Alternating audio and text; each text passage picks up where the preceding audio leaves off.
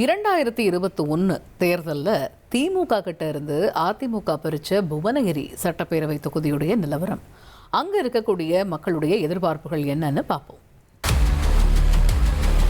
மக்களே, உங்க தொகுதி பத்தி கொஞ்சம் தெரிஞ்சுக்கோங்க. புவனகிரி சட்டப்பேரவை தொகுதி கடலூர் மாவட்டத்தில் புவனகிரி, சேத்தியாத்தோப்பு, கங்கை கொண்டான், மந்தாரக்குப்பம், கம்மாபுரம் உள்ளிட்ட பகுதிகளை உள்ளடக்கிய தொகுதி. ஸ்ரீ ராகவேந்திர சுவாமிகள் அவதரிச்ச புவனகிரியில இருக்கிற ஸ்ரீ ராகவேந்திரர் கோயில் இந்த தொகுதியோட அடையாளமா இருக்கு. விவசாயமே மக்களோட பிரதான வாழ்வாதாரமா இருக்கு. பிப்ரவரி 23 தேர்தல் ஆணையம் வெளியிட்ட இறுதி வாக்காளர் பட்டியல்ல 1,14,785 ஆண் வாக்காளர்கள், 1,16,164 பெண் வாக்காளர்கள், 19 மூன்றாம் பாலின வாக்காளர்கள் அப்படின்னு மொத்தமா 2,30,968 வாக்காளர்கள் இருக்கிறதா தெரிவிக்கப்பட்டிருக்கு. இந்த தொகுதியில இதுவரைக்கும் நடந்த சட்டப்பேரவை தேர்தல்கள்ல அதிகபட்சமா அதிமுக 6 முறை ஜெயிச்சிருக்கு. திமுக 4 முறையும், காங்கிரஸ் 3 முறையும், முஸ்லீம் லீக், தேசிய லீக், சுயேட்சை தலா 1 முறையும் ஜெயிச்சிருக்காங்க. கடந்த 2021 தேர்தலில் தொகுதியை திமுகவிலிருந்து அதிமுக தட்டி சென்றுச்சு. கடந்த தேர்தலில் சிட்டிங் எம்எல்ஏவா இருந்த துரை கி சரவணனை திமுக களமிறக்குச்சு. அவருக்கு எதிராக அதிமுக நிறுத்திய அருண்மொழி தேவன் 96,453 வாக்குகளை வாங்கி ஜெயிச்சாரு. 88,194 வாக்குகளை வாங்கின திமுக வேட்பாளர் துரை சரவணன் 8,259 வாக்குகள் வித்தியாசத்துல தோல்வியை தழுவினாரு. தொகுதியை அதிமுக வசமாக்குச்சு. இப்போ தேர்தல் நெருங்குற வேளையில புவனகிரி தொகுதி மக்களோட எதிர்பார்ப்புகள் என்னவா இருக்கு அப்படிங்கறத கேட்டு தெரிஞ்சுக்கலாம்.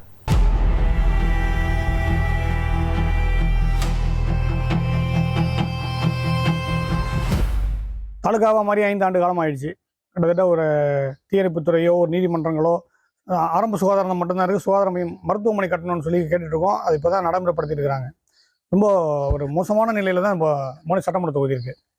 குறிப்பாக பார்த்தீங்கன்னா புவனகிரியில் சாலை வசதிகள், இந்த மாதிரி ஒரு மாசி மகமாக இருக்கட்டும், தீபாவளி, பொங்கல் போன்ற விசேஷ காலங்களில் போக்குவரத்து நெரிசல் அதிகமாக இருக்குது. நம்ம ஊரில் தடுப்பணை சரியாக கட்டாததுனால, தடுப்பணை இல்லாத காரணத்தினால தண்ணியில் உப்பு ஏறி போய் எல்லாருக்குமே குடி தண்ணீர் ரொம்ப ப்ராப்ளமாக இருக்குது. அதை கொஞ்சம் சரி செய்யணும்.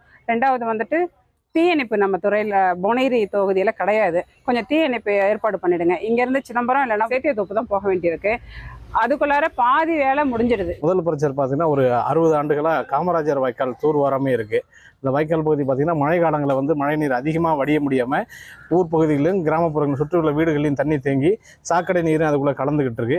அதை அரசு துரித வேகத்தில் எந்த விட தடையும் இல்லாமல் முழுமையாக மறுபடியும் ஒரு நீர் பாசனமாக, அதை வெள்ளாற்றங்கரையிலேருந்து மறுபடியும் வெள்ளாற்றங்கரையில் போய் முடியுற மாதிரி நீர் பாசனத்தை ரெடி பண்ணி கொடுக்கணும்னு நான் அரசுக்கிட்ட கேட்டுக்கிறேன். இந்த பகுதியை முழுக்க விவசாயத்தை நம்பியே கிராமப்புறம் நிறைந்த பகுதியாக உள்ளது. இந்த பகுதியில் ஆக்சிடென்ட் ஏற்பட்டாலோ பாம்பு கடித்தாலோ போதிய மருத்துவ வசதி இல்லாததால் சிதம்பரம், கடலூர் செல்ல வேண்டியது இருக்கிறது. ஆகவே சேத்தியாத்தோப்பு ஆரம்ப சுகாதார நிலையத்தை தரம் உயர்த்தி தருமாறு கேட்டுக்கொள்கின்றோம்.